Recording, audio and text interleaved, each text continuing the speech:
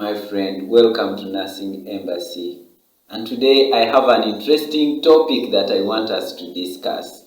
What are the top misconceptions that people have about the Nclex? Some of these misconceptions are too strong that they can even make you fail the Nclex examination. So I don't want you to fall prey of any. So please keep around so that we can discuss this important topic.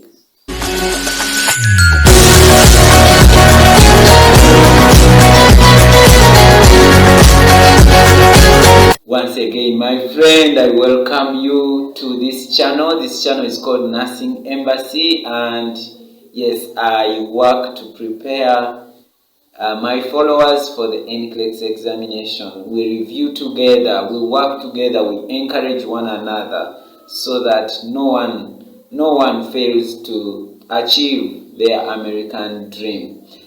So let us dive in, but before that, please remember we have Facebook page, Nursing Embassy. Use that page to contact me. My WhatsApp number is there so that I can answer any questions that you may have about this journey. Alright guys, so let us dive in. Top misconceptions that people have about the Nclex. Misconception number 8. People think that those people who are computer wizards have an added advantage when it comes to passing Nclex. No, my friends. On the Nclex, the instructions are clear as long as you know how to click. As long as you know clicking is the only skill you need on the Nclex. Holding that mouse and clicking the answer that you feel is right. That holding that mouse and clicking next. That's all you need. I mean, this is a skill that anyone can have. And as long as you know how to use your phone and you can even go to Facebook, there is no reason as to why you cannot navigate the Nclex questions panel. So you don't need any extra skills in computer for you to pass the Nclex exam. And it's not that if you are a computer wizard, you have an added advantage. Misconception number 7, that when you go to the Nclex, the answer should be the longest of the options, A, B, C, D, that you are going to look at which of those options has the longest statement, and that will be the answer. That's a big misconception. The answer can be long, the longest, the answer can be the longest, the answer can be the shortest. So do not be fooled. Use your brain and judge so that you can select the right answer. Misconception number 6 is that people think when you run out of time on the Nclex, it means you have failed the exam. No. So guys, I want to demonstrate it this way. Okay, if in the last 60 questions, say from here up to the end, were your last questions. So if you have been consistently above the passing level, in the last 60 questions, you pass the Nclex. But if in the last questions you went on passing above the passing level, but somewhere you dropped below the passing line, then you failed the Nclex. Okay, so that is known as the run out of time rule. You can read about it on the NCSBN website. Alright guys. So misconception number 5, that finishing at minimum questions always means a pass. Okay, you will hear people say, I finished at 75 questions. I finished at 60 questions. I think that's an automatic pass.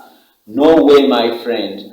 You can do the minimum number of questions, say 60 in this COVID time, and you pass or fail. You can also do the maximum number of questions, 145, 245, 130, okay, depending on the policy at the time, and you you fail or you pass.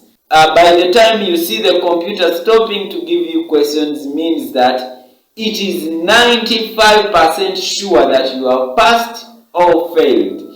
So the computer can be 95% sure that you have failed or passed at the minimum number of questions, and the computer is like, for this one, even if you give 3 questions, this one I am 95% sure that this person will fail. Or at the minimum number of questions, the computer can be like, this one, even if I extended this exam to whichever number of questions, this person is going to pass. Okay, so you will pass at the minimum number of questions. Misconception number 4. People think that SATA questions, select all that apply questions, can never be only one answer, or it can never be all answers. Yes, and that's because most people nowadays are using old review materials, old books that can say that. However, the new NCSBN